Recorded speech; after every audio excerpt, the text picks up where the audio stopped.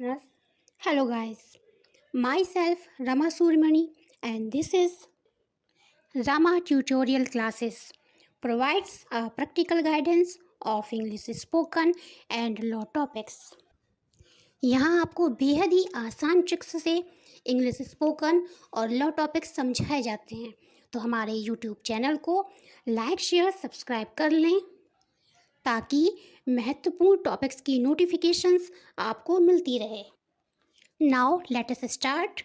आज का हमारा जो टॉपिक है उसका नाम है पुनरावलोकन। इसे न्यायिक पुनर्विलोकन और न्यायिक समीक्षा के नाम से भी जाना जाता है। ये बहुत ही पूछा जाने वाला टॉपिक है कॉन्स्टिट्यूशनल लॉ का, इसलिए हमें इसको पढ़ना है, समझना है अच्छे से।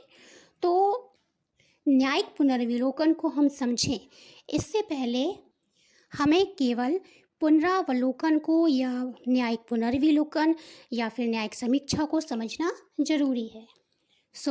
पुनरावलोकन का अर्थ होता है दोहराना, किसी चीज़ का रिपीटेशन। जब किसी किए हुए काम को फिर से दोबारा किया जाए, उसको दोबारा से देखा जाए, जांचा जाए, परखा जाए, तो उसको हम पुनरावलोकन कहते हैं। अब आते हैं हम अपने टॉपिक पर, यानी कि न्यायिक पुनर्विलोकन पर।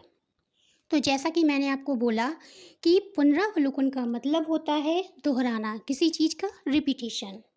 लेकिन जब इस वर्ड के साथ न्यायिक लग जाए, न्यायिक पुनरावलोकन की बात हो, तब फिर ये न्यायालय से संबंधित हो जाता है और अब इसको समझने में हमें आसानी भी होगी।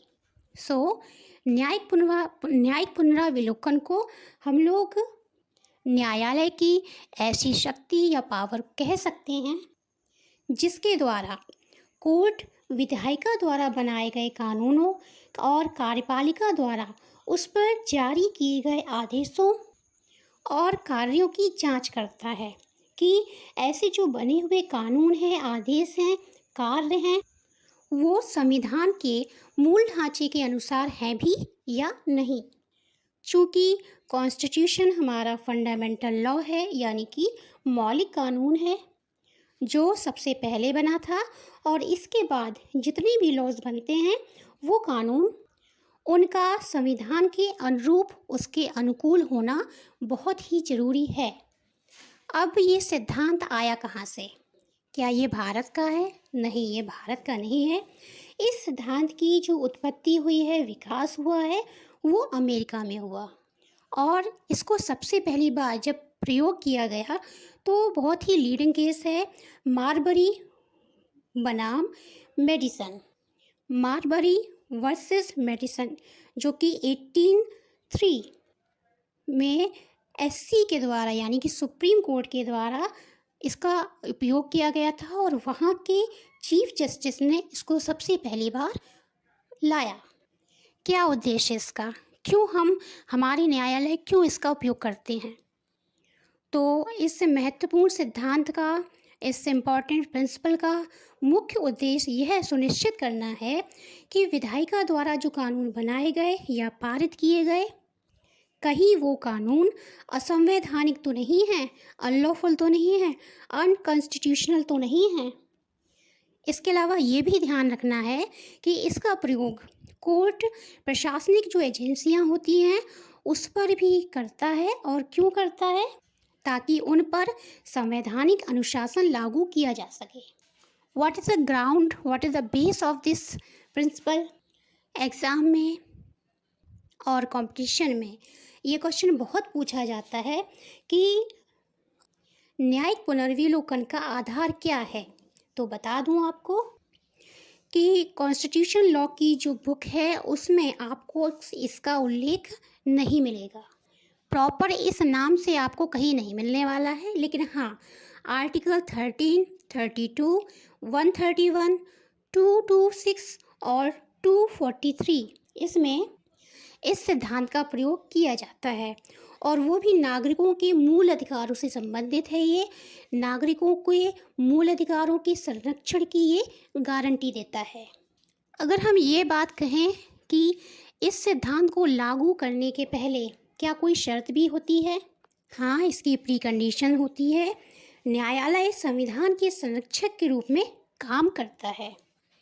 तो इस नाते उसका ये दायित्व हो जाता है, ये ड्यूटी है कि वो देखे और जांचे और ये सुनिश्चित करे कि किसी कानून के निर्माण में संवैधानिक सीमा का कहीं अतिक्रमण तो नहीं हुआ है, और साथ ही साथ यह भी देखे कि मूल अधिकारों का अतिक्रमण भी तो नहीं हुआ है कहीं। तो इस प्री कंडीशन के साथ ही इस सिद्धांत को लागू किया जाता है। एक महत्वपूर्ण प्रश्न ये भी पूछा जा सकता है कि क्या न्यायिक पुनर्वलोकन और रिट में कोई अंतर होता है, कोई डिफरेंस है? Any difference is there between judicial review and writ? Then तो दोनों में न्यायालय की शक्तियां हैं। ये दोनों ही सिद्धांत जो हैं वो न्यायालय को अपनी पावर प्रोवाइड कराते हैं। लेकिन अगर डिफरेंस की बात करें तो इसमें अंतर भी है। क्या अंतर है?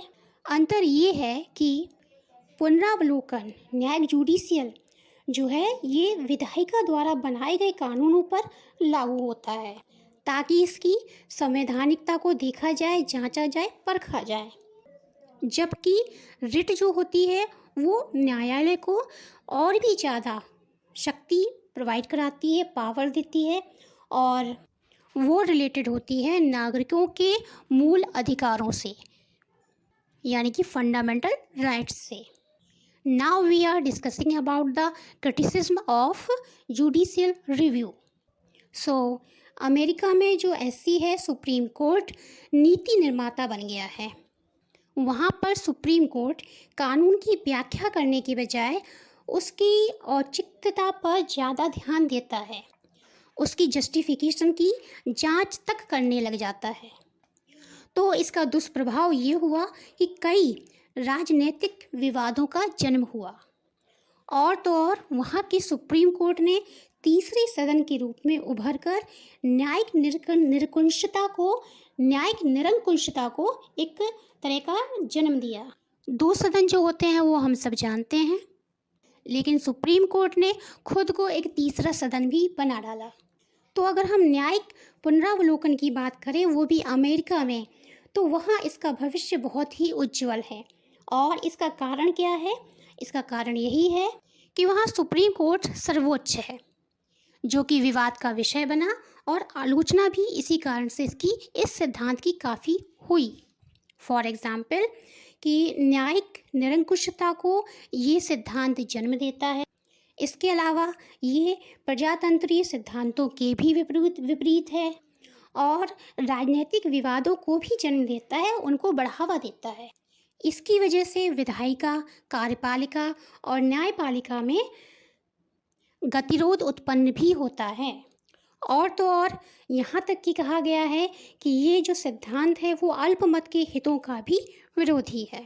तो इस तरह से काफ़ी आलोचना का शिकार ये सिद्धांत हुआ है।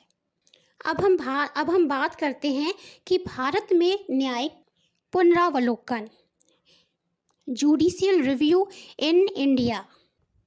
भारतीय संविधान में संसद को ब्रिटिश संविधान के जैसे ना तो सर्वोच्च बनाया गया है, और ना ही सर्वोच्च न्यायालय यानी कि सुप्रीम कोर्ट को अमेरिका के सुप्रीम कोर्ट जैसे छूट दी गई है, ताकि वो न्यायिक निरंकुशता को विकसित कर सके। कहने का मतलब ये है कि पुनरावलोकन व्यवस्था जो है वो भारत में संवैधानिक कानूनों की व्याख्या करने तक ही सीमित रखी गई है। और यहाँ पे सुप्रीम कोर्ट, सर्वोच्च न्यायालय भी बाध्य है किस चीज़ के लिए? कि कानून द्वारा स्थापित जो पद्धति है, जो विधि है, उसको ही स्वीकारा जाएगा। तो याद रखें कि भारत में न्यायिक पुनरावलोकन, जुडिशियल रिव्यू की जो व्यवस्था है उसको सीमित रूप में और लिखित रूप में स्वीकारा गया है। तो ये था आज का हमारा topic, judicial review. I hope it will be very helpful for you. तो अब मिलते हैं नेक्स्ट वीडियो में एक नया टॉपिक के साथ, और तब तक स्वस्थ रहें, मस्त रहें, और हमारे यूट्यूब चैनल को लाइक, शेयर और सब्सक्राइब कर लें, ना भूलें, ताकि आपको सारे इम्पॉर्टेंट टॉपिक्स की नोटिफिकेशन मिल जाए। Till then, take care and good bye.